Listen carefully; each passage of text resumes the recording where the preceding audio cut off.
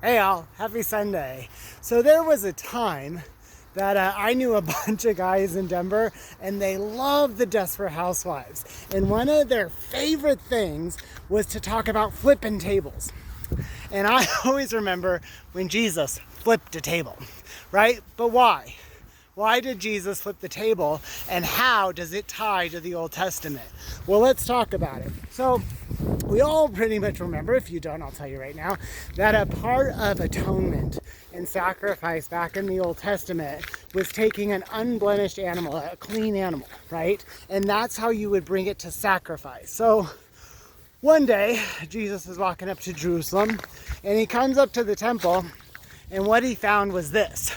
He found that the temple priests, that you would bring an animal, a lamb, a dove to them to sacrifice for atonement. And what they would say is, oh no, it's not unblemished. There's a spot right here. But good news, my friend, I've got some lovely lambs and unblemished doves right over here, and I'll sell them to you for, well, not a fair price. An arm and a leg is what they were doing. So literally, people would come to the temple, and what they wanted was atonement, a relationship with God, an understanding, because that was how you did it. And then they would be robbed. And ultimately, they would pay the price because their salvation and their atonement with God was what mattered to them. And the problem with that is that you're paying for salvation.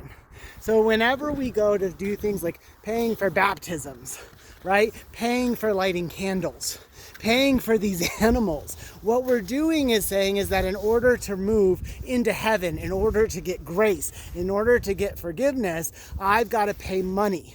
That's a money transaction, right?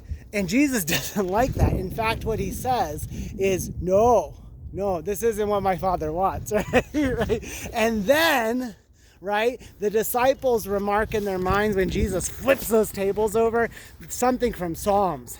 The zeal of thine house hath eaten me up. Why? Because Jesus was human. How great is it that our King and our high priest lived the life that we did. He faced the same temptations, including anger. And Jesus teaches us that anger, when it's righteous towards God, when it's about blasphemy, when it is living the truth and the example of himself, is all right. Right? And if you're doing it with God and you're doing it because God's name is being blasphemized and because people are using the word to hurt others, that's where we can get angry. We don't get violent. We don't get mad. We remember our King's example. I'm done with this. The zeal of thine house hath eaten me up. Happy Sunday. Flip some tables. Just kidding, don't flip some tables. Happy Sunday.